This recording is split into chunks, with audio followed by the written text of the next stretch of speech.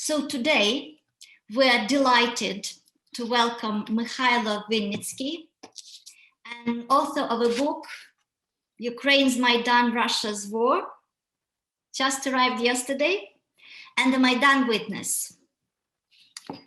Mychailo is Associate Professor of Sociology at the National University Kyiv-Mohyla Academy. He also lectures at Lviv Business School of Ukrainian Catholic University. He was awarded a PhD in economic sociology from Cambridge. During Maidan protests and during the early years of Russian aggression, Professor Wynnycky was a regular commentator for English language media outlets and wrote Thoughts from Kyiv blog. Since 2015, Mychailo has served as advisor to Ukraine's Minister of Education and Science. Welcome, Mychailo. Thank you very much. Thanks very much for having me. Dr. Olesya Khromeychuk is our next panelist. She is a historian of East Central Europe and a visiting research fellow at King's College London. She received her PhD in history from University College London. Her research focuses on the participation of women in military formations during the Second World War and in the ongoing conflict in the Donbas region. She is the author of Undetermined Ukrainians, Post-War Narratives of the Waffen SS Galicia Division. And of course, as many of you know, Dr. Khromeychuk is currently the director of the Ukrainian Institute London and has indeed been presenting Ukraine's story and Ukraine's case to the UK audience vociferously. Welcome, Olesya. The event will be moderated by Andreas Umland. He was awarded his DPhil from Berlin and PhD from Cambridge. He is a senior expert at the Ukrainian Institute for the Future in Kyiv, a research fellow at the Swedish Institute of International Affairs in Stockholm, and a general editor of the Soviet and Post-Soviet Politics and Society book series, published by ibidem Press in Stuttgart. He is also responsible for collecting the Ukrainian Voices series, in which Mychailo's book appeared, and we also hope to see Olesya's book in this series soon. Andreas, thank you very much for moderating today. Thanks for having me. Without any further ado, I'd like to pass the floor to Professor Andreas Umland. Andreas, the floor is yours. Thanks a lot, Natalia. I'm here merely as a moderator and just want to say a few words about the book series, of which Mychailo's volume is the first volume. I think it's going to be a seminal volume about the Maidan, and it's also the seminal volume for my book series. And as Natalia already indicated, I'm not the editor, strictly speaking, of this book series called Ukrainian Voices, published by ibidem Press, where I'm also editor of another academic book series, Soviet and Post-Soviet Politics and Society, and there I call myself an editor. But with regard to the Ukrainian Voices series, I call myself quite consciously a collector of the Ukrainian voices, and certainly, you know, my function cannot be here to edit Ukrainian voices in one way or another. My own function here I see simply as a sort of mediator of Ukrainian voices and make them better heard in the West, in Germany above all, because the publishing house is located in Germany, in Stuttgart.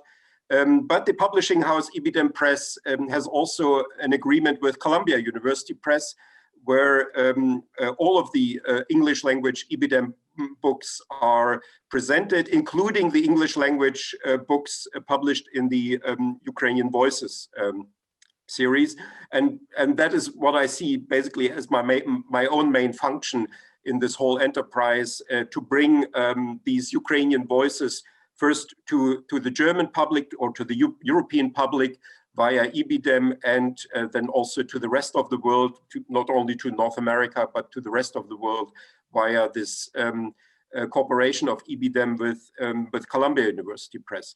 So that is also why the series is going to be very diverse in terms of the voices that are going to be heard in this series. the different voices from different, one could say, political camps. There are also different people who are writing for this series, not only academics like Mychailo and Olesya, or Khromeychuk, but also diplomats. For instance, we have a book forthcoming from Alexander Scherba, the Ukrainian ambassador in Austria, or from Natalia Gumenyuk, the German translation of her famous book about Crimea, the Lost Island, has been published elsewhere in English, but it has come out also in this series in German. So it's not a purely academic book series. There's no peer review, but it has lots of academics, and including Mychailo and Olesya. And Mychailo's book certainly has been also already receiving a lot of praise from famous academics, from Timothy Snyder, Alexander Motyl, Vlad Mikhnenko from Oxford, Michael Kennedy from Brown University. So he has also already received for his book a stellar book review in Europe-Asia Studies in the major, or one of the two major, I would say, English language book review journals. So I guess what only want to say is that, as you will see when Mychailo is going to present, that this is a multidimensional, I would say, book, which is both academic, it's also engaging, it's participant observation, it's really, I would say, an outstanding book. And I also want to already now pre-announce Olesya's book, which is going to come out later this year, which is going to be somewhat different. It is called A Loss, the story of a dead soldier told by his sister, by Olesya. Maybe she can later on say something about this book, which is now already being prepared, is already under contract for the series, and which I think is also going to be a very important book for the series and in general for the Western, for a better Western understanding of the times that Ukraine is now going through. And with that, I'll give the word to Mychailo, and he will now present to us his book. And after that, Olesya has kindly agreed to give some comments from her side, from her academic side as a historian, and I will just listen myself with great pleasure to these two great scholars, and will only be moderating and not intervening here much more anymore. Thank you, Mychailo. Okay, well, thank you very much, Andreas. I'm actually very humbled by those words, because quite frankly, I think that you did act as a little bit of an editor, and you did help me with this book quite a bit. So I very much appreciate it. And this is, as a first-time author, I went through a whole bunch of challenges to get this book out. So what I've done is, for today, I've produced or rather prepared a few slides, and this will sort of perhaps make our talk a little bit easier to understand, and perhaps allow me to do some summing up. I actually did look through the participant list, and I see some friends that are here today. So hello to Mark Berenson, and hello to Wynnyckyj. Anyway, I will. What I'll do is I'll do a short presentation. I'm actually looking forward to some questions that I'm hoping that not only will Olesya provide, but also perhaps some people from the audience as well. This is a book that was born in, as Andreas has already said, in participant observation. It's about participant observation very much, but so I'm very conscious of the fact that one of the criticisms that I get from from academics on this book is that I don't leave enough academic distance, and it's very difficult for me to leave academic distance because I'm very much an activist of Maidan, and was very much sort of on. It's very difficult for me to speak about being neutral when it comes to the war in the East and the annexation of Crimea.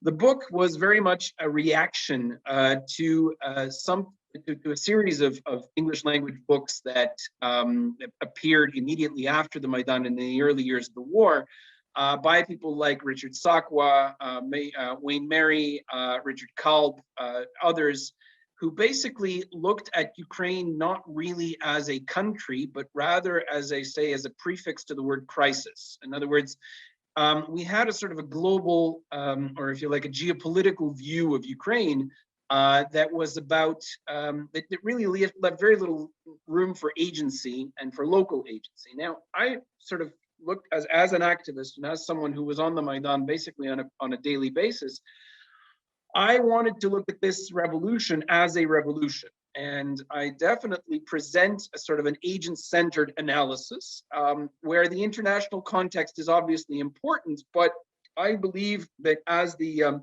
I'm very pleased that Andreas produced the idea of actually a book series called Ukrainian Voices, because this is in fact what I wanted to do with this book, is to give voice to the local actors that produced the Ukrainian Revolution. Now, I do talk about it as a revolution, and I do talk about the fact that the revolution is ongoing. That may sound very strange, given that this year we're talking about, I guess, 7 years after the original protests, but I still believe that this is something that is an ongoing thing. My academic pedigree in this particular case is I use Crane Brinton's seminal work called The Anatomy of Revolutions, which basically talks about the 4 stages of revolution, where the life cycle begins, and this is important to know, that it begins with a violent overthrow of an ancien regime, and then a period of moderate reforms, which in the 3rd phase is usually followed by terror, and we know about the terror in the Soviet case and the guillotines in the French case, or in the US case, which also was covered by Crane Brinton, by a period of institution building. And this is in fact, I guess, one of the arguments that I try to make in the book, is that the Ukrainian case is following kind of a predominantly territorial and nationalistic, if you like, and I'll get back to the word nationalistic, because obviously nationalist has negative connotations, which I certainly don't agree with in this book. But the trajectory seems to be following the US case, which I think is actually something that is highly optimistic and provides something that well, I'm always accused of being overly optimistic when it comes to Ukraine, but I think in this case we have an argument to make that we're following a very interesting path. I view Ukraine very much through idealist lens, and I'm very skeptical of the sort of the predominantly structuralist view of social sciences, particularly when it comes to area studies in this particular region. So I believe that the lens that we should be using is Hannah Arendt's on revolution rather than status quo. For those that are in the social sciences, you will certainly recognize those names. But the point is that we're talking about ideas being the major, if you like, the major drivers of revolution, as opposed to structural issues. And I talk about 3 particular areas. I talk about the national dimension, the post-industrial, or if you like, the sort of the bourgeois dimension, as I'm calling it, and then sort of a postmodern or perhaps a philosophical dimension, which I'll get to a little bit further. The book itself is actually sort of divided into 2 sections. What I do is I try to chronicle.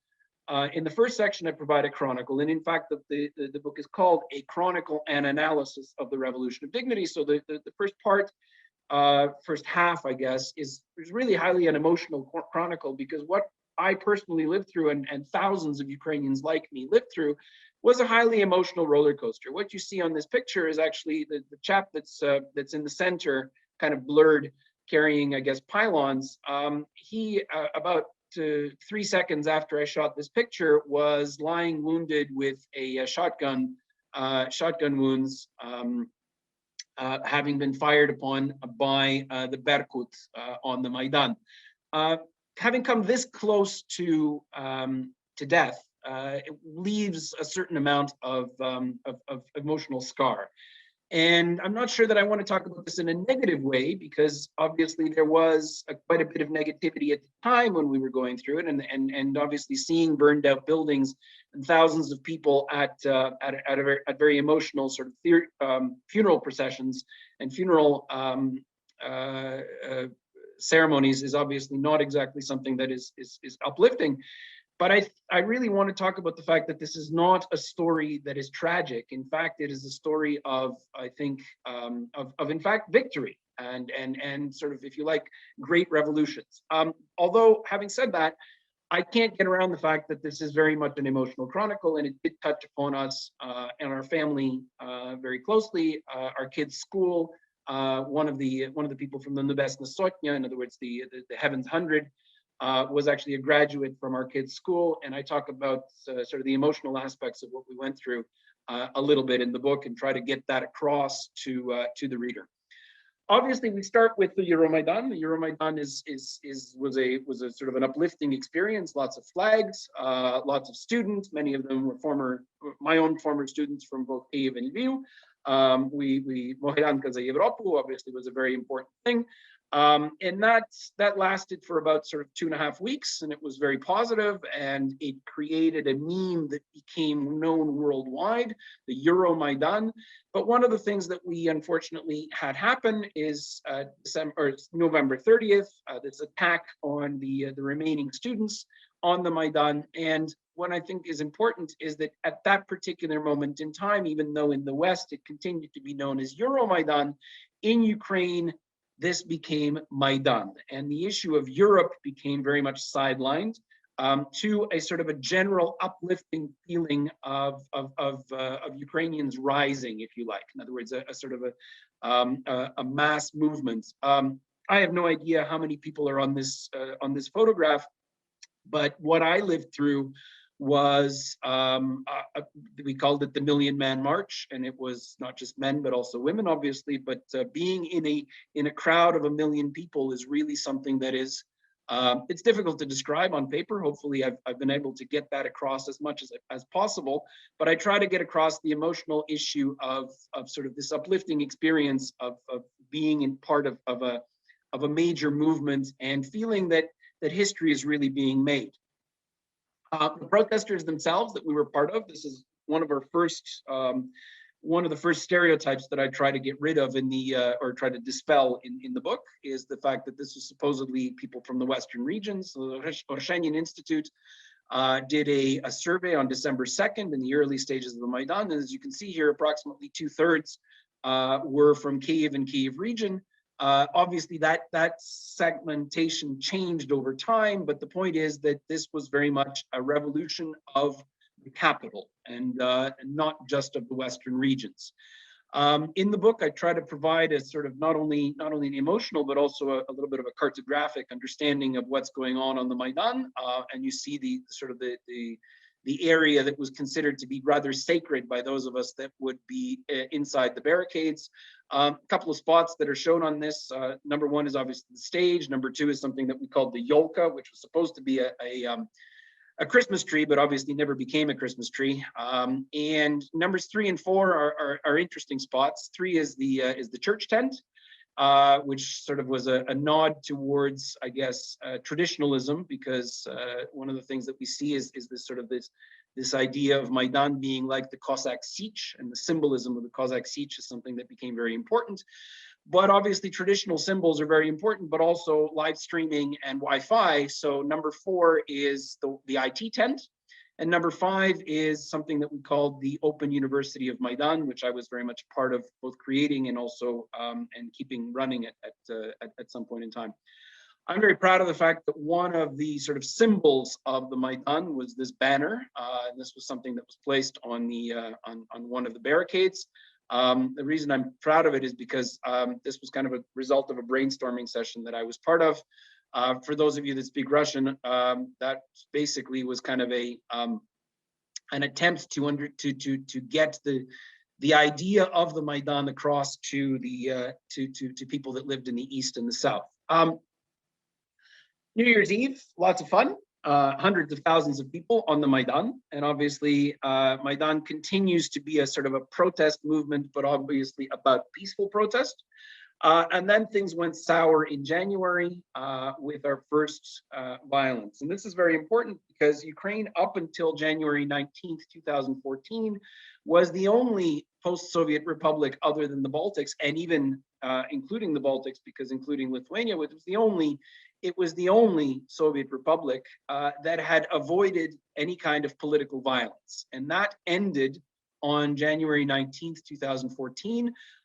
very often considered to be sort of the date of Ukraine's really beginning of the revolution in terms of its violent phase. It also had continuations not only on the Maidan itself, because the violence on the Maidan didn't last very long, but we had kidnappings. This is Ihor Lutsenko, who survived a kidnapping and obviously a beating. Others did not survive, and our first deaths appeared also in a very sort of, I guess, January in the beginning part of February was really the time when the concept of dignity and the Maidan standing for dignity became sort of part of the narrative.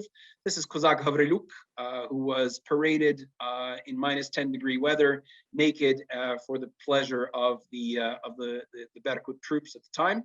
Actually, these are not Berkut, this is Jaguar, but nevertheless, the point is that these would be police troops that were having fun photographing a naked man at -10-degree temperatures. Things got really bad on February 18th. This is a photograph of a university professor and his PhD student son from Kyiv Polytechnic, who had just been beaten in the area around Parliament. And we know that by February 19th and 20th, things got really bad with sniper fire. And then suddenly, Yanukovych decides to flee. And this is really the end of that phase of the Maidan and really the beginning of the active phase, which turns very quickly into Russia's war, because Putin becomes openly involved, first with little green men, later with tanks rolling into the Donbas. And this obviously produces a reaction, first of all, in terms of volunteer battalions, because the Ukrainian armed forces are not capable. At that point, they had been basically depleted for the previous 20 years. And the Ukrainian volunteers step up and basically push back an onslaught of Russian forces and first Russian funded forces, and then actually openly Russian troops. This volunteer effort is part of a very important, I think, narrative and story. It's obviously a little bit tragic, not a little bit, I would say quite tragic, because we lose, in the span of 4 years, we lose approximately 10,000 lives, 3,000 of which are people in uniform. But there's also a story of volunteer support, and I think that that's something that's very important. Particularly, what I'm showing here is a photograph of Ukrainian volunteers, but the volunteer effort becomes very much a worldwide effort, and obviously British-Ukrainian Aid is part of that. Initially, it was with first aid kits. IFAC is International First Aid Kit, and then it became also extended into things like night vision goggles and sniper equipment, etc. But the point is that this became a worldwide sort of, I think, a worldwide defensive effort to protect Ukrainian territory. So one of the things that I try to do in the book is to provide also a chronicle, not just of the Maidan, but also a chronicle of the war in the Donbas. Now, obviously, I'm not a soldier, so I was not directly involved in any kind of military activity. However, there's a significant amount of chronicling done in terms of what is going on in the war. The first issue is obviously the freeing of Slovyansk, which in the middle of 2014 was the hub of, well, I'm going to put this in quotation marks, separatist activity. Then we have the MH17 crash, which obviously was a turning point for the world, for the global narrative around the war in the Donbas. And the continuation, in fact, of the story that is very often not told, and that is the fact that by the middle of August, the separatist territories had basically been cleared of Russian-supported forces, with the exception of two very small pockets, one around Donetsk and one somewhat around Luhansk. And then we have on August 24th, 25th, we have the incursion into Ilovaisk of regular Russian forces. This had been preceded by firing of Hrad rockets and other types of artillery across the border from Russia. But in fact, we have rolling of Russian regular forces on the 24th, 25th, and 26th of August 2014 into Ukrainian territory. And this basically sets up what we see on the right-hand side of the map. The line that had not really been changed has not really been changed since August of 2014, with the exception of a small incursion into Debaltseve.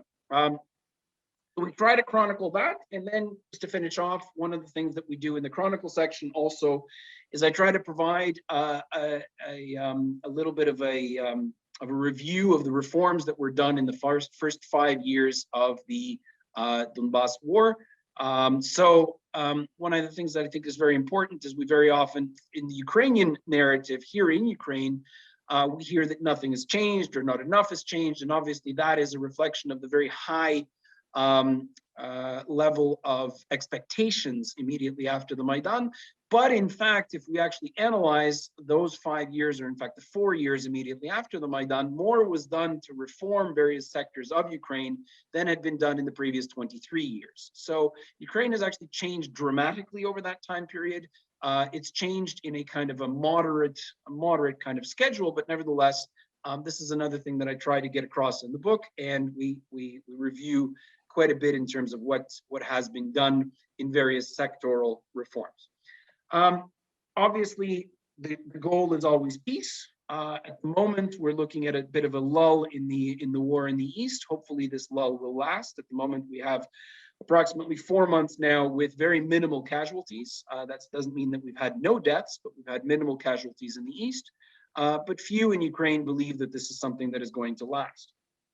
The point of the second half of the book is to try to provide a little bit of a context to what these events are all about. So we're talking about a triple revolution: national, what I'm calling bourgeois, and a little bit of postmodern. And so as not to keep you very long, I will very briefly try to give you sort of an idea of the argument in these three areas. Whereas the first half of the book is really about trying to sort of recreate and chronicle the events that have happened. And what I'm finding with my students at the moment is that this is actually something that's very worthwhile to do, because students that I'm teaching at the moment are, let's say, 3rd and 4th year university students. They would have been too young to actually participate in the Maidan. So I'm finding that the chronicle is something that is actually quite relevant at the moment. I'm very pleased that hopefully within the next month and a half, we'll have a Ukrainian translation of this book, because I think my students could really use it.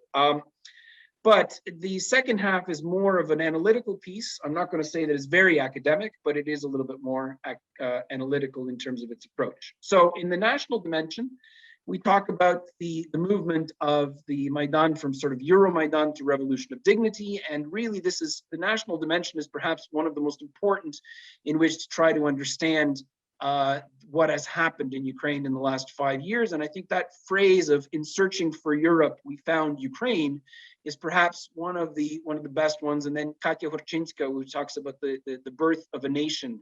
Katya, who is the deputy editor, or was the deputy editor of Kyiv Post.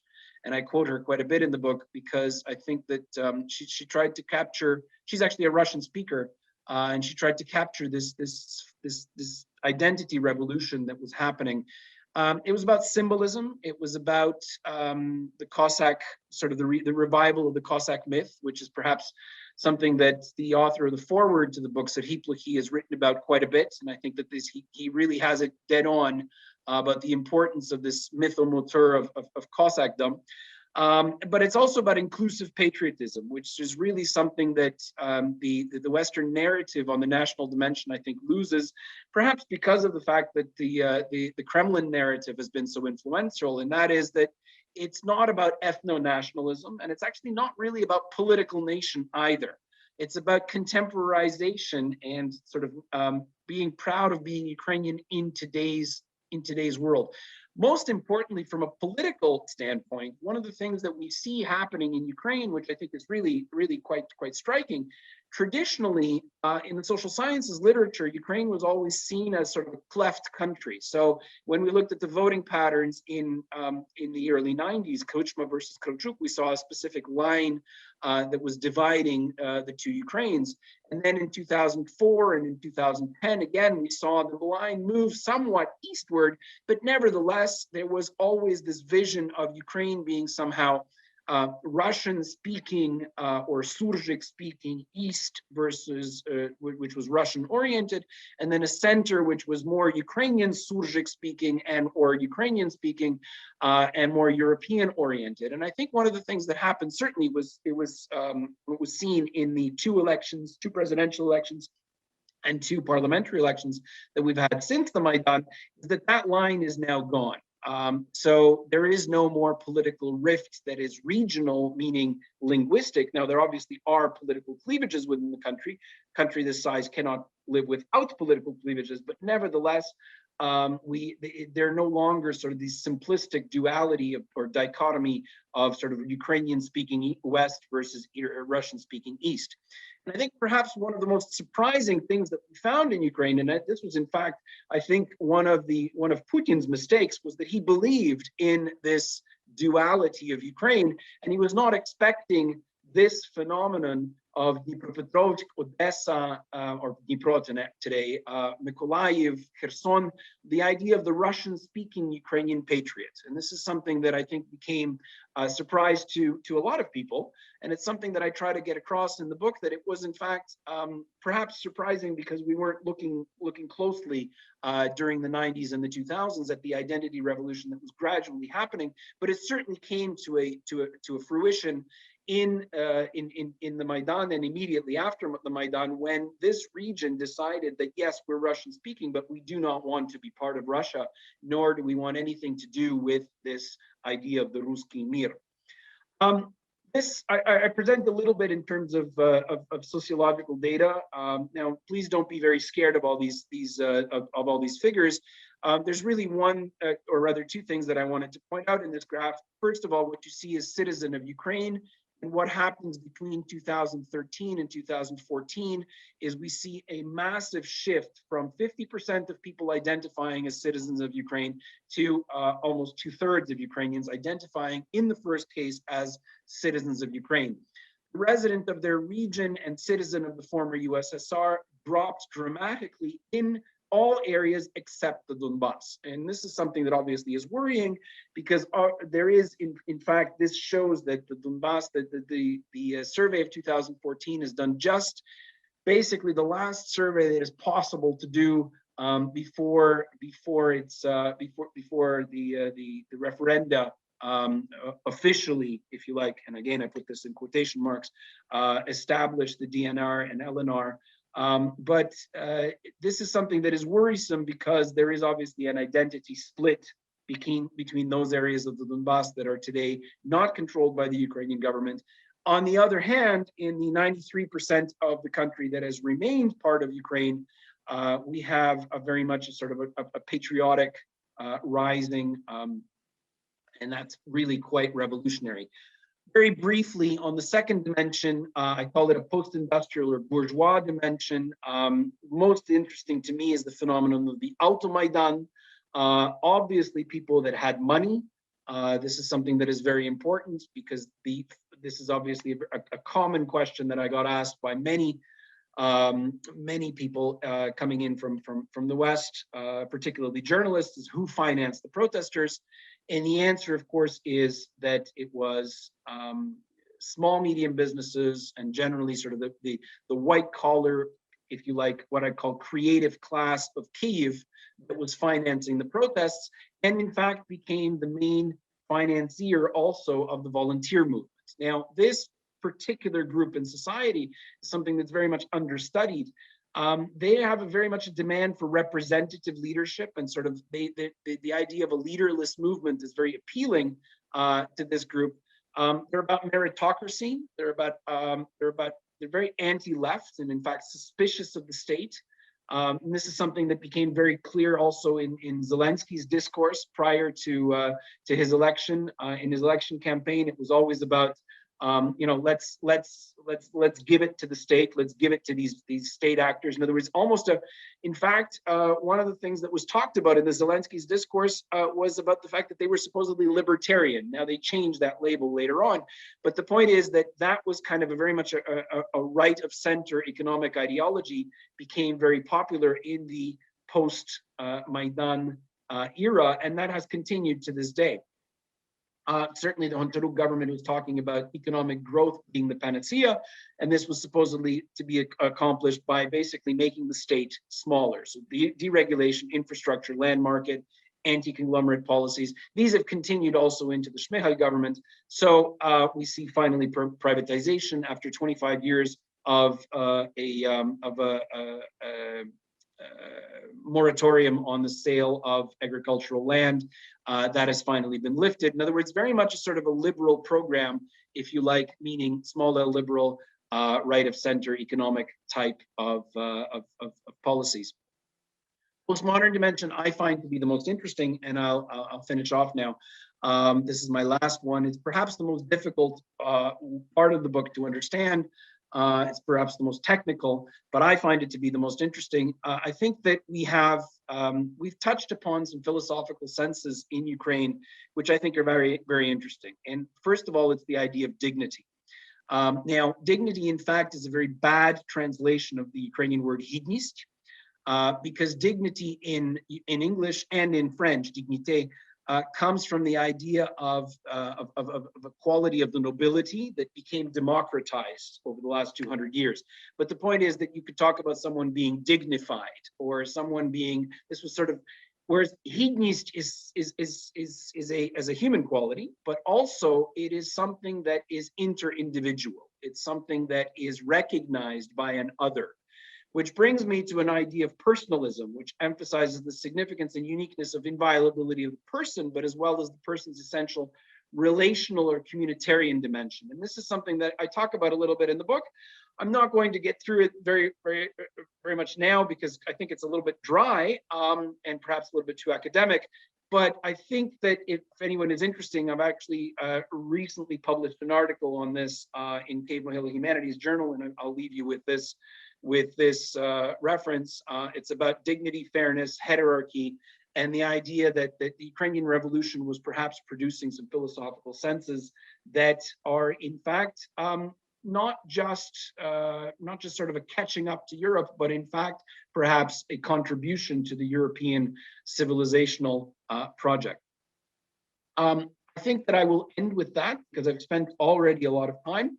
I thank you for listening to me, first of all. Hopefully this was interesting. The book is about 400 pages, so I've tried to keep things as brief as possible.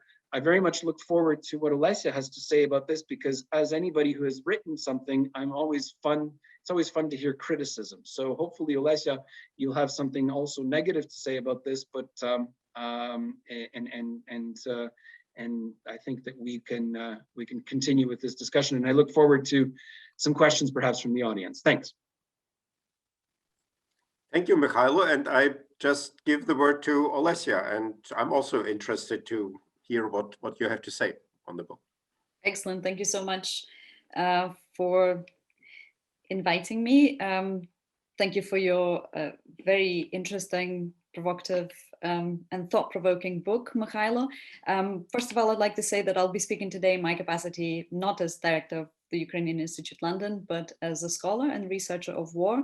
I have mostly been studying the Second World War, but since the Maidan started, I've also written about the Maidan and the war in Donbas. And I mostly focus my research on the gendered aspects of war and participation of women, both on the Maidan and the war. And Mychailo and I come from very different disciplines, traditions, and approaches. And so I don't intend to say anything negative, as Mychailo put. It's more that I'd like to maybe share some of my research with you in conversation with Mychailo's book. So point out some of the things that, some of the thoughts that were inspired by Mychailo's book, but that speak to my research too. And perhaps also draw on some of my personal experience of this war. And I'll say a few words of this about this in a little while. So first of all, Mychailo Wynnycky's book, I think, is a very important contribution to our attempts to understand what has already happened over the last 7 years, but also what continues to happen in Ukraine. I think it's still very difficult to make sense of these events, at least of the war, but also of the violence on the Maidan or during the protests on the Maidan, because nobody expected such violence to happen in Ukraine, really. And any kind of neat or simple or simplified explanations are really not helpful in understanding the complexity of the situation.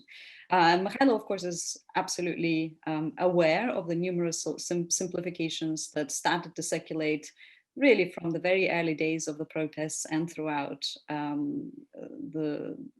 the conflict in the Donbas, the most popular of which being the kind of myth of the divided nation and the civil war and so on. And he addresses them very well in the book. He sort of, addresses them, explains them, and essentially takes them apart and explains why they are oversimplifications. He also makes a very important observation that frequently experts of Russia, rather than Ukraine, were consulted especially by the media and often took it upon themselves to explain Ukraine. And many did so from Moscow's point of view, with very little understanding of Ukrainian domestic situation. And this lack of in-depth knowledge of Ukraine and also of voices coming from Ukraine and speaking to international audiences, both about Maidan, but also especially in the early stages of the war, was really painfully noticeable here in the West, I think. I mean, definitely in the UK, but I think throughout the world. And it contributed to simplifications, misunderstanding of the situation, and to the success, let's face it, the success of pro-Kremlin narratives circulating in the West. I think the situation is different now. There's much more of an awareness of the need to consult Ukraine experts and not explain Ukraine via Russia. At least I see this both in academia and outside of academia in the UK. Still, there's definitely the need to continue to educate the society, but also essentially the next generation of scholars, journalists, politicians, business consultants, and so on, who will be familiar with Ukraine. And this success of educating them depends very much on the resources that we have. And I think both the Maidan and the Donbas are so complicated as topics that a book that so clearly and meticulously lists the different stages of both of the protest movement and then the years of the war is really very useful, both as a published record of all of these events. I mean, we don't actually have, or we haven't had one until Mychailo's book came out that explains all of these things in such detail, but also as teaching material. I mean, I know Mychailo wants it to be translated into Ukrainian, but I'm certainly glad that something like that exists in English and the students can pick up and actually see what happened when, on which day, and actually get their head around this extremely complex series of events. So that's one of the reasons I think why Mychailo's book is very valuable. But for me, the most valuable part of the book is that it contributes to our discussion of finding the language and methods to write about these traumatic events, which we do not only just study as researchers, but which we also observed very closely and by which we became personally affected. So many scholars of Ukraine found themselves in the middle of these events, right? And as citizens, we mostly knew, or we could figure out what to do, how to act. Some of us joined activist initiatives, some of us supported volunteers, and so on. But as scholars, we often found the position of active involvement in one way or another potentially problematic, or at least difficult to verbalize, difficult to explain. Our relationship with other scholars was impacted. This especially relates to scholars who are based in Russia, and often very much depended on what stance the other scholar took on the Maidan or the war. And I'm very glad to see that there are papers that appear already that emerge now that discuss this. And one paper that I would recommend if anybody's interested in reading about this is by Daria Malutina. And she writes about the impact of the armed conflict in Eastern Ukraine on relationship among scholars of Ukraine, so wherever they are in the world, including those in Russia. And she explores these elements of personal involvement and the question of taking sides or the perceived necessity to take sides in the conflict, etc. So still, most of us, I think, us meaning researchers of these topics, feel uncomfortable finding ourselves in our interviewees' shoes, essentially, as participants and witnesses, and not only as observers and commentators. Many of us don't feel comfortable as subjects of our own research, let's face it. And yet, I believe that only acknowledging the degree of our own investment into these issues, rather than hiding behind this shield of some sort of total academic impartiality, which is inachievable in my view, only by acknowledging the degree of our investment can we produce the sort of research that will be nuanced enough and honest enough. And such choice, the choice of placing the researcher in the middle of research, requires a high degree of self-reflection. It's uncomfortable because it makes the researcher very vulnerable. It shakes up the usual position of authority in which the researcher finds him or herself. Yet it is also my strong belief that this type of vulnerability makes our comments on the recent events in Ukraine all the more valuable, as it offers a different degree of honesty, both with oneself and one's readers. This is something I had to grapple with when I was writing my book. It's the one that Andreas mentioned earlier. It's a very, very different book to Mychailo's. It's highly personal. It's a story of how the ongoing war affected me and my family personally. My brother served for nearly 2 years in the Ukrainian Armed Forces, and he died at the front line in 2017 near Popasna in Luhansk region, so while on duty, so he was killed by shrapnel. And I wrote essentially a series of essays, a non-fiction book about it. And so that was quite a challenge to find the language, the sort of the approach, the degree of self-reflection, both as a scholar of these events, but also someone who was extremely personally affected by it. So I'm really glad to see Mychailo experiment with this approach. He gave a personal view of the Maidan, as he explained in his presentation today, from inside, and then he also gave an analytical overview of the events in the second part of the book. So in the time that I've got left, and I know I haven't got an awful lot of time left, I'd like to offer some reflections about the Maidan and the war that were inspired by Mychailo's book, but come from a very different position, the position of my own research. I'll start with Maidan. So Mychailo was there.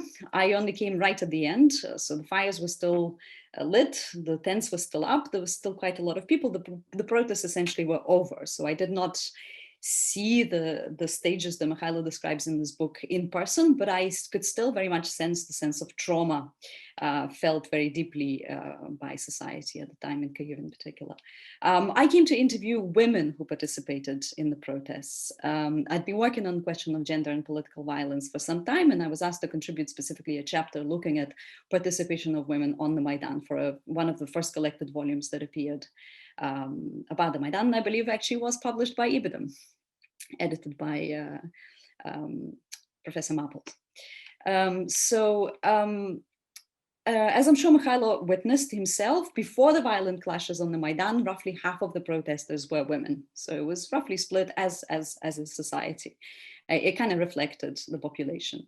And this changed as Maidan became more and more militarized. So women were relegated to this category of women and children, and they were essentially started to be squeezed out from the protest space. But even before the violent clashes, these kind of tendencies were still visible on the Maidan. The Maidan might have been a protest that was leaderless, that didn't have clear leadership. In here, I completely agree with Mychailo on that. But it was not without internal hierarchies. And this is something that I found in my research. And gender hierarchies were very obvious. So men were often praised for their revolutionary activity, or indeed shamed for not joining the activists, active protesters. And women were often thanked for helping the revolutionaries by making food for them or acting as an auxiliary force, right? So women's labor was often seen as that which is auxiliary, additional, secondary, and not revolutionary as such. And the roles that were available and encouraged were highly gendered. And any transcendence of these gendered roles, it was possible. I'm not saying it wasn't possible, but it required quite a lot of effort. Now, I'm not going to go on about it for much longer. Much has been written about it, not just by me, but also Tamara Martsynyuk, Emily Channel Justice, Sarah Phillips, Olena Petrenko, and others. So there's plenty of literature already available on this topic. But I just want to point out that it's important to include gender dynamics in the discussion of the Maidan protest, not out of sectional interest necessarily, but because it helps us understand the processes that took place in the protest space. It helps us to understand with more nuance the inner workings of the Maidan, the hierarchies and the values. And all of these things are highly relevant for your book, Mychailo, as far as I understand. So for instance, I found that feminist activists were struggling with these divisions of the Maidan space into militarized, masculinized sotnyas, yeah, for instance. Yeah, so you talk about Maidan as a siege in your book, and it was sort of resembling the kind of medieval siege, Cossack siege, and it was split into sotnyas, into companies, you know, militarized. And only one leader of 42 sotnyas was a woman, and she was the leader of the all-female unit. And that has its consequences, of course. I also found that in the middle of violence, women were also engaged in violence. That in itself is an interesting topic for discussion, right? With clashes, engaged in clashes with Berkut. But in more peaceful times, those same women were prevented from moving freely around the protest space, for instance, right? So they were being protected by the men, even though their gender didn't really matter during the clashes. I agree that Maidan protesters, and I hesitate to use this term in a generalized way because these people were so different that their beliefs differed, their backgrounds differed, their political standpoints differed, their reasons for being on the Maidan often differed as well. But there were certain values, I suppose, that united them, and freedom of speech, freedom of assembly, feeling essentially fed up with corruption and abuses of power by the authorities. These things brought them together. Yet the internal dynamics, of which gender dynamics are the ones that I studied and the ones that I find very telling, show that some protesters were more equal than others.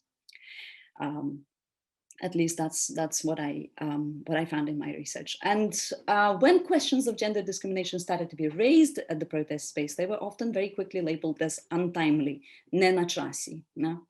And this supposed untimeliness of uncomfortable questions became even more apparent when the war began. And I'd like to spend a couple of minutes talking about the war now. So again, not only men, but women joined the armed forces or went to the front. Often these were the same women who were active in the protests on the Maidan, or who were actively supporting the volunteer movement in the first few months of the war. By the recent official estimates, around 10,000 women received ibidem, the status of участницы бойових дій, the participants of combat, right? So they have already served at the front and are veterans essentially. So this estimate is actually very modest. These women were often accepted by the command into a variety of roles, including combat positions, but they were registered often as administrators, as seamstresses, and in other similar positions, because of the legal restrictions that prevented them from occupying a huge number of army positions legally, right? So they found themselves at the front line either in a completely illegal status or semi-legal, sort of being registered but not really registered for what they actually did. And that had very clear consequences for them. So in case of being injured, they could not really get treatment in hospitals, for instance, because how do you explain a firearm wound of a seamstress that's supposed to be, you know, working somewhere in Kyiv or somewhere else, right? Also, in case of death, obviously their families did not receive support or compensation and so on. There was no infrastructure, because why would you build infrastructure for essentially those people who don't exist on paper? They only exist in reality. And this changed somewhat in 2006, where quite a lot of these restrictions were lifted, and those women who were already at the front line were essentially legalized, although by no means, not all of the positions are available. There's still quite a lot of restrictions. But the changes were not so much because of the army reform that you talk about in your book, Mychailo, but more almost in spite of some of the processes. They were changed because of the lobbying of the veterans themselves and researchers and others, in particular the Invisible Battalion group of researchers and activists, of whom I think I'd like to mention Maria Berlinska and Tamara Martsynyuk in particular. So the findings of this advocacy campaign, Invisible Battalion, there are 3 published studies now, are all in open access and available. And if anybody wishes to access them, I'd be very happy to share them. And again, I just like to stress that it's impossible to understand the war and its complexity without understanding the formation of gender roles and masculinity in particular. And luckily, there's a growing body of literature on that as well, on the subject, that proves that this question is definitely not untimely. It's nachasi. And it's nachasi now, I would say, while the war is still ongoing. The sooner we begin to get our head around it, the better, I think, for all of us. So I really appreciate that I have to wrap up now, but I have a couple of questions that tackle something outside of my research. The first issue is about the symbols on the Maidan, and especially those that, that are controversial, that relate to the Second World War. I mean, the Second World War is something that I study, so it would be strange if I didn't bring it up at all. In your book, you talk about historical figures and symbols acquiring new meanings, and you refer to some of these particular Second World War era nationalist symbols and slogans. And I agree with you that those on the Maidan who were chanting "Glory to Ukraine," for instance, did not do so in support of Second World War nationalists, or their ideals, right? And I also agree that many of those who were waving red and black flags often probably didn't even know the origin of this flag. In fact, I've interviewed some people who identify themselves as, being very deeply involved in radical nationalist movements, who I expected to be well informed of nationalist ideals of the Second World War, and in the process of interview, I found that they were not. Still, for me as a scholar and a scholar of the Second World War, normalization of controversial symbols is quite problematic, even if the meaning of these symbols has been altered in the process of the protest movement. I believe that language is about giving voice, right? It's about also creating different degree of visibility. So as I'm sure you've seen over the last few years, feminists have been lobbying for feminine forms for profession, grammatical forms, feminative for professions. And that's to normalize the idea, to kind of create acceptance of the idea that women can be in certain positions. And this, by the way, relates to combat roles as well. So language is about acceptance. And the same applies, I think, to normalization of controversial symbols. It's important, I think, to point out that the use on the Maidan was not necessarily an endorsement of their original meaning, but I think it's also our task as scholars not to forget and therefore not to endorse this original use, even if it's been altered in the process. When it comes to the war in Donbas, by the way, I think it's also important to remember that the Red Army and the Second World War and Ukrainian participation in the Second World War continues to be a powerful symbol for quite a lot of soldiers. So I've heard soldiers refer to the Second World War and their grandfathers in particular, say, liberating parts of Donbas. And then they say, and by the way, now I'm liberating the same parts of the Donbas as my granddad did in the Second World War. So all of these historical references come with baggage, obviously, and they have to be, in my view, contextualized. You critically discussed the oversimplified depictions of Ukraine as a divided nation between Russian speakers and Ukrainian speakers, and you made that very clear in today's presentation as well. But I was a little bit surprised by your own emphasis on identity as well, and in particular association with Cossacks, and sort of perceiving oneself as a Cossack descendant as a motivational factor to join the armed forces. Perhaps it's something that you could comment on in a bit. Maybe it's something that I've not understood the way you'd like us to understand. But in my own research and through personal non-academic communication with soldiers and veterans, I found that there's a great variety of motivational factors that go way beyond identity. Some of the most important I found were to be guilt, especially after the Maidan. So, you realize that people with whom you protested for months and months have joined the armed forces, and some of them have been injured or even killed. And so you're driven to do the same thing. Peer pressure, and this is particularly applicable to men. Proximity to the war zone, and not because some of those regions are the regions of Cossack heartland, but because you realize that, you know, the war zone is really near, and so your town, city, village could be next at the front line, and nobody wants to see that. So that's as a kind of driving force and a motivational factor in joining the service. But also service in the army as means of earning money in a country where unemployment is still a problem. And I think it's important to discuss these pragmatic choices that people make and to avoid idealization of service in the army, because idealization, I think, can contribute to an idealized heroic image of service people, and therefore make it difficult for us to acknowledge and to deal with less heroic activity of service people. And it can also create an image with which few service people can actually identify. And I write about this in a text I wrote for Open Democracy on Ukrainian obituary. You know, when you read obituaries of soldiers, you begin to realize that so few of serving soldiers would recognize themselves in this idealized, heroicized image of a soldier. I also think that the same applies to people who left Donbas and say moved to Crimea.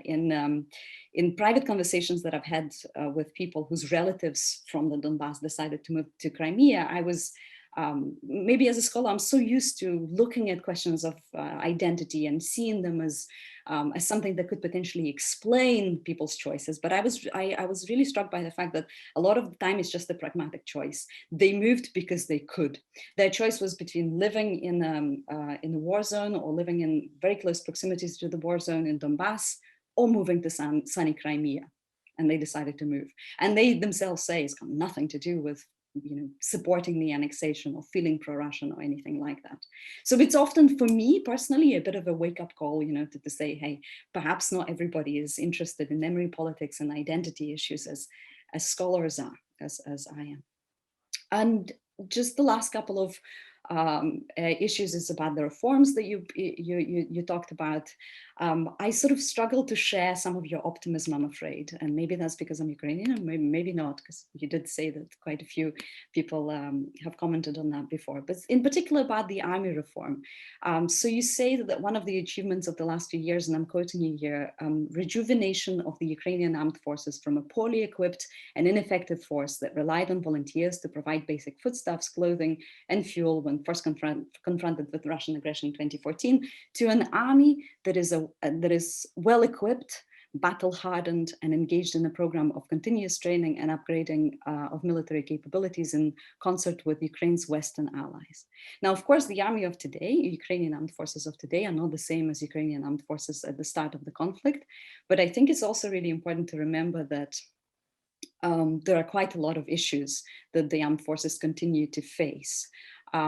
They are very heavily understaffed, and that means that they are likely to accept people into their ranks without necessarily, necessarily vetting them in a way that they might have wanted to. The training, and including the training, specifically training of officer staff, leaves plenty of room for improvement. Service people who return from the front line don't often get the necessary support that they need, in particular in relation to PTSD, and we continue to see very high levels of suicide. And also most of the support with mental health, requalification, education comes from initiatives that are not supported by the state. They, at least those that I am aware of, are all provided by volunteer organizations. Maybe I shouldn't continue being so overly pessimistic, but the police reform was another reform that you brought up, and you refer to the police now that, you know, the change, and you refer to them as a citizen-friendly law enforcement service. And I wonder if you still have that view, given the recent Kaharlik police unit scandal about torture and so on.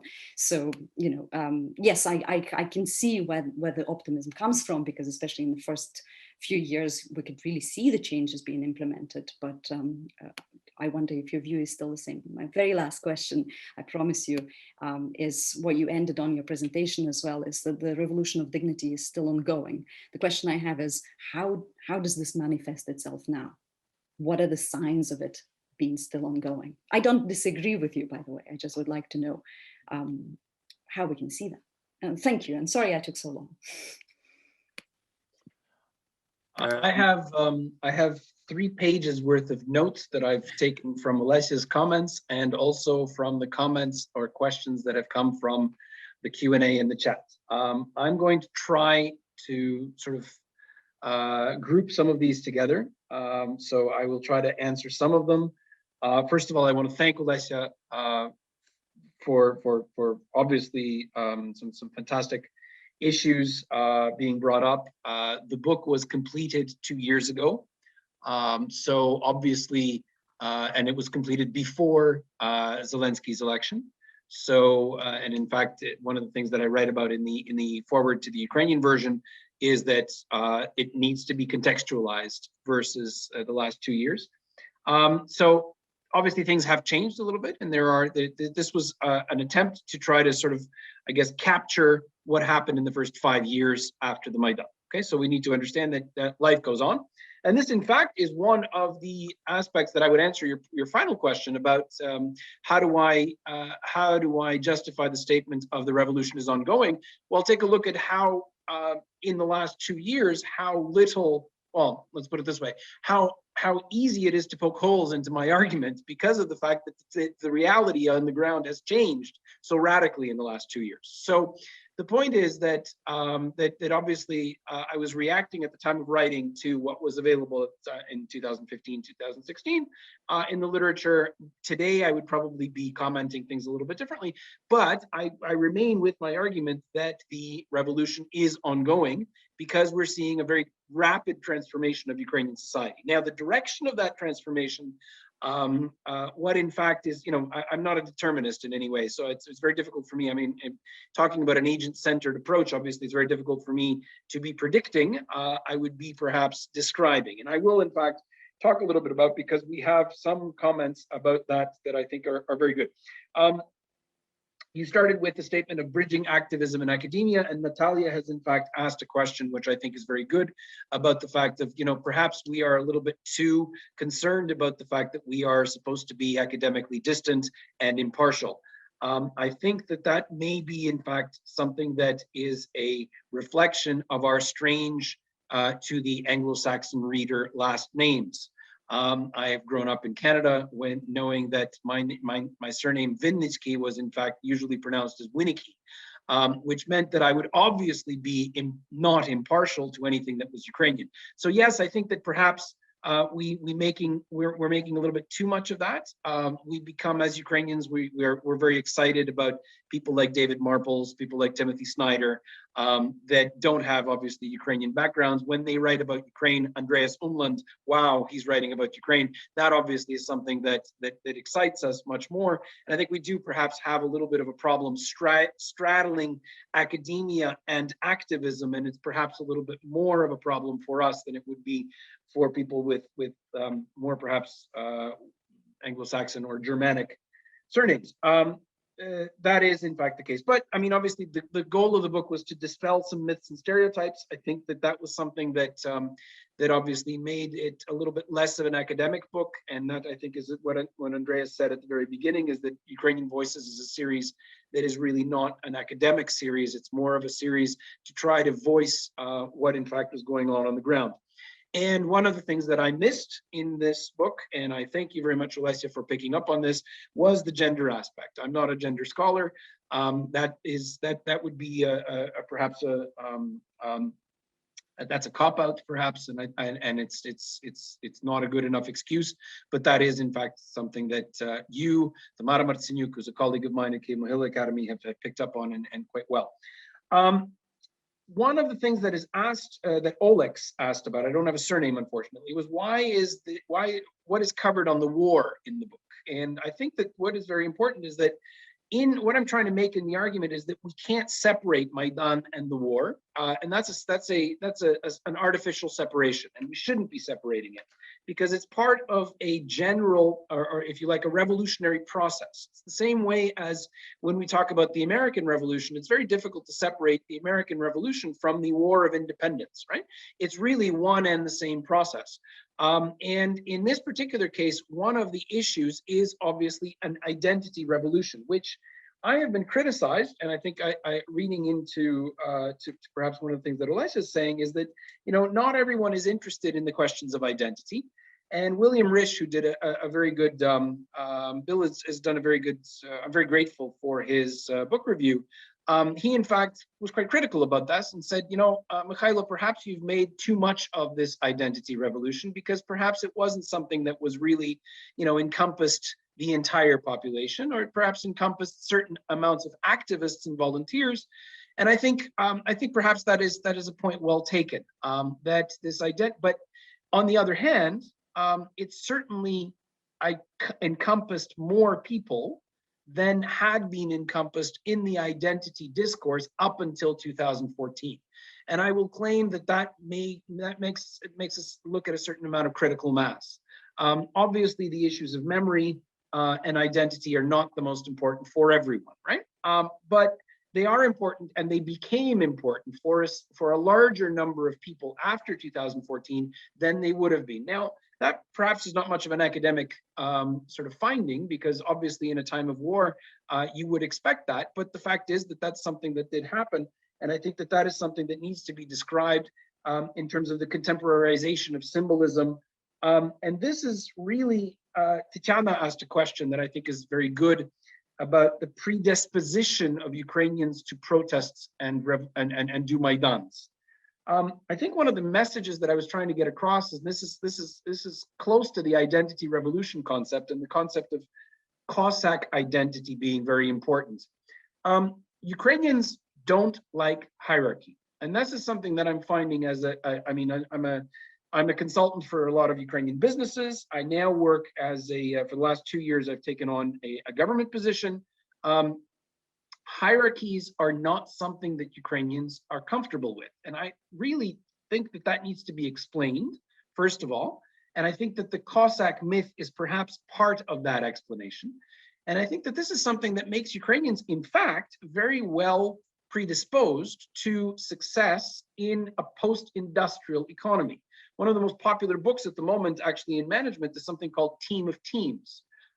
In other words, how to create, rather than, it's no longer about leadership. Management today is about how to create teams and teams of teams. This, in fact, is something that on the Maidan, in the volunteer movement, in the volunteer battalions, Ukrainians showed to be, just absolute masters of. Now, the question becomes, where do they get this idea from? And I'm convinced that it has something to do with perhaps a Cossack identity, which in fact, by the way, is the only point of history that is unifying for all of Ukraine, because whether your grandfather was in the UPA or whether your grandfather was in the Red Army, it doesn't matter. And in both cases, you have this Cossack myth, which, by the way, makes you different from Russians. And I think that this is something that is very important for understanding today's Ukraine and where we're moving as well. Going back now to political issues, Mick Antonio asked about why people have not been prosecuted, and Bogdan has asked the question of what is next with Zelensky, etc.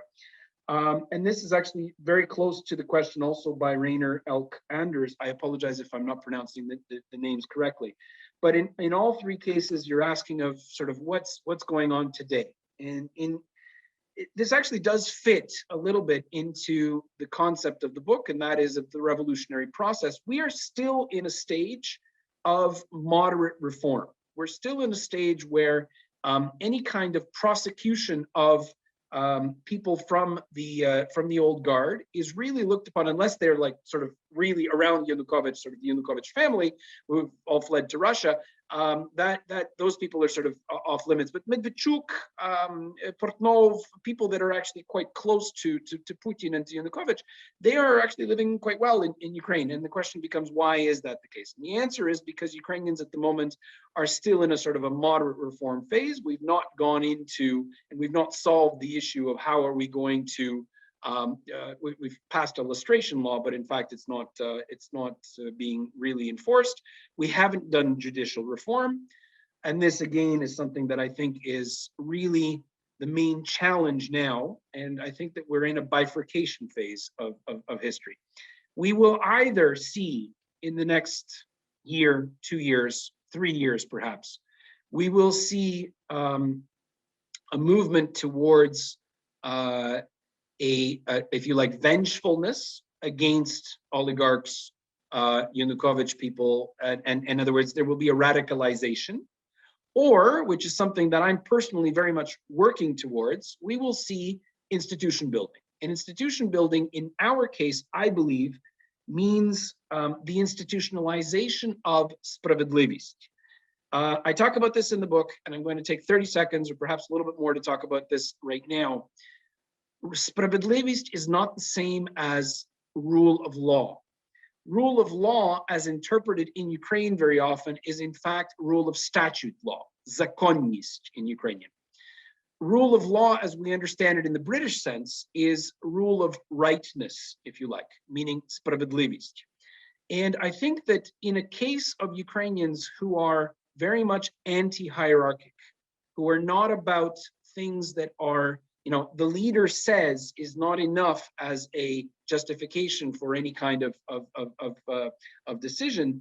I think we need to find a new institutional form for the guaranteeing of rule of law as верховенство права, meaning rule of rightness. In other words, natural law. I think the Brits have something right in that they don't have a constitution and it's all about, the High Court of Justice. But it's very un-European of you, and I think that we are, in fact, this is perhaps a little bit of a paradox, and that in the Euromaidan, what started as the Euromaidan process, may in fact end up as being something very non-European, not about rule of statute, but we will find new institutions that will guarantee, if you like, what we call spravedlivist. That, I think, is the major challenge. Now, it's got to do with Zelensky, it's got to do with new constitutions, it's got to do with Nabu, it's got to do with judicial reform, the whole lot of things that need to be happening at the moment. And in fact, what's interesting is that I can tell you that they are happening in the background, not necessarily publicly yet. And then I think that there's a lot of thinking and interesting things happening that will become public in the next 1.5 to 2 years. The reason that they're not becoming public is because we do have an ongoing war. And that makes for institution building to be quite risky. But I'm convinced that this is something that institution building is in fact the path that Ukraine is going to be going on. And that continues to make me optimistic. Now, obviously, I'm not optimistic in the short run. And in fact, with respect to things that Olesya talked about army reform and police reform, etc., am I still optimistic? No, now in the short term, but I remain optimistic in the medium to long term, meaning 1.5 to 2 years from now. We will, in fact, come out of this process, I think, with some very interesting novelties that are not necessarily just going to be novelties for Ukraine. I think that they're going to be, in fact, novelties for the entire region, and in fact, perhaps wider. That's kind of the optimistic message that I was trying to get across by comparing the Ukrainian Revolution to the American one. We need to remember that the American Revolution happened on the periphery of civilization. The Ukrainian Revolution at the moment is happening very much on the periphery of European civilization, and this is where innovations, in fact, very often in history happen. So I still am optimistic, and hopefully not overly so, but nevertheless, thank you for the smile, Olesya, at the end. Well, thanks a lot, Mychailo. I would have, as there are in the Q&A section, no further questions, as far as I can see. Another question that goes back to the beginning of your presentation about theories of revolution, or the second part of your presentation. If you look at what has happened in the last 7 years so far, how does it look to you if you compare it to other revolutions? So we had the departure of Yatsenyuk in 2016, then the elections in 2019. Most of the revolutionaries have now actually disappeared from the political elite, or they are marginalized, or, well, some of them are still in parliament, but they don't have much influence anymore. And I would argue that now, with the closure of the 3 pro-Russian TV channels, we are yet in another cycle if they are not reopened, then I think that is actually something important that has happened. So you know, there's a lot of things changing, but how does that compare to other revolutions or post-revolutionary or post-uprising phases?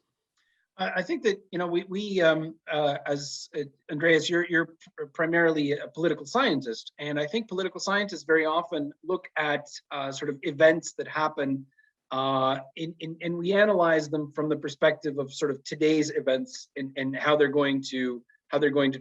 may affect sort of events in the near future.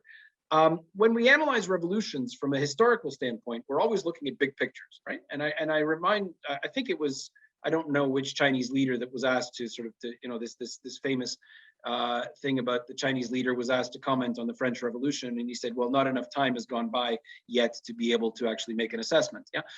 So obviously, from the point of view of history, we don't necessarily look at, you know, change of government between Yatsenyuk and Groysman, between Groysman and Honcharuk, etc. These are obviously very important things if you're living here on the ground, because they affect your everyday life. But they don't necessarily, from a long-term sort of perspective, they are, you know, they're commas. They're commas in a paragraph, right? And I think it's important for us to be looking at the paragraph and perhaps at the whole page, or maybe even at the chapter. I think the chapter is unfinished. Obviously, you know, when we look at other revolutions, the people that end the revolutionary cycle are not necessarily the same ones in the elite that started it. And in fact, there's the famous phrase of the revolution eating its own children, right? Which is, I think, by Lenin, if I'm not mistaken. But the point is that these are, talking about revolutions and not mentioning Lenin is obviously it can't happen. So we have to at least put that name out there. The point is that these are, I'm not sure that events are necessarily personalized. I think that we're going through a period of rapid transformation, and obviously that rapid transformation is going to have various types of ups and downs. What I think is, if I'm going to be trying to situate us at the moment in the three areas of revolution that I've identified: national identity, social class, switching from, if you like, an economic model that was based on oligarchs to one based on creative class, post-industrial society, and then the third one being a philosophical revolution, I would say this: the identity revolution, I think, is almost done. In other words, we've gone through decommunization, we've gone through Ukrainianization, we've gone now through the issue of closing those TV channels, and obviously that is something that perhaps has affected freedom of speech, but nevertheless it's something that is done to create a sort of a if you like, an identity space within Ukraine, communicative identity space. I think we've gone a long way there. Right now, what is perhaps the most interesting to me is the socioeconomic revolution. We're still in a phase of reformatting the country, reformatting from a metals exporting, energy sucking economy into one that is based on IT, on high-tech agriculture, on small, medium businesses, on internal consumption, on those types of things. We're in the midst of that. And then the third phase that we have not started yet with at all is this issue of spravedlivist, institutionalization of some of the ideas that have come up, etc. Now, parallel to all of that, there's these minor things that need to happen that Olesya mentioned, like, for example, army reform, like, for example, police reform, like, for example, trying to do something about the courts. These are institutions that I think need to be built upon now. And I think that this is the challenge of the next couple of years of the next phase of where we're going. We have a couple of more questions here. Mik Antoniv is asking, is Donetsk, Luhansk reintegration into Ukraine likely possible? I personally don't believe it is. I think that, this is, again, from a long-term perspective, this is not something that I'm very popular in saying. Certainly those like Olesya's brother that have given their lives for Ukraine's territory, this is obviously very painful for them to hear. But in the short term, certainly not as long as Putin is alive, don't see an end or a reintegration of that territory. And I think that we're facing geopolitically, this is not something that I think we want to get into at the moment, but geopolitically, I think Ukrainians are facing another crisis that is upcoming, and that is, what happens to Russia after Putin. Andreas and I, we've had long discussions about this. You're a lot more optimistic about Russia than I am. I personally am of the belief that with no succession planning, authoritarian regimes tend to collapse, and the collapse of Russia is obviously a very serious challenge for Ukraine. It may end up being something that it's a wonderful way to reintegrate Donbas, perhaps even Kuban, but it's not about territory at that point. It's about massive numbers of refugees. It's about destabilization on the eastern border, further destabilization, etc. These, I think, are challenges that really need to be looked upon seriously. And there are people within the Ukrainian establishment that are, in fact, looking at them.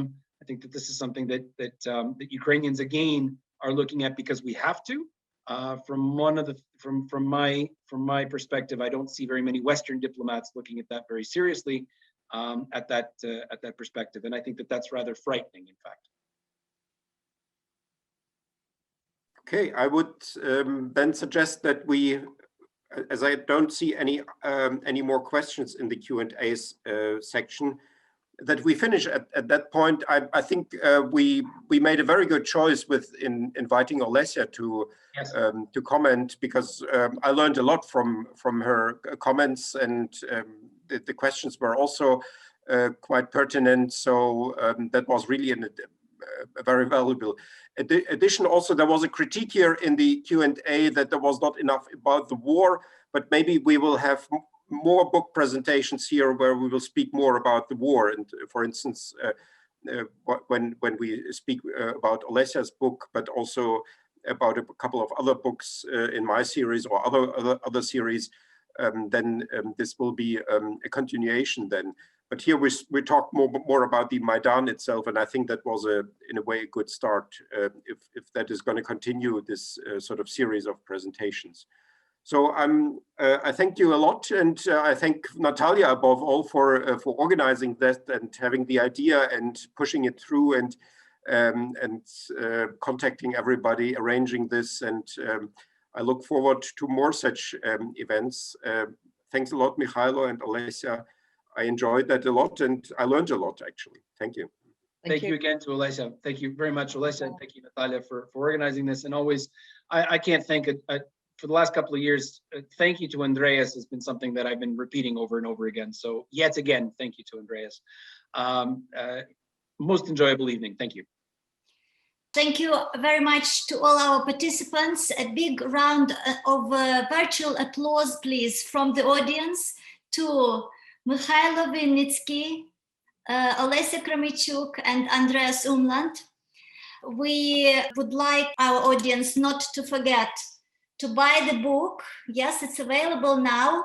I received it yesterday. Look forward to reading it. And to all other books that Andreas so kindly is publicizing, the Ukrainian Voices for us to hear.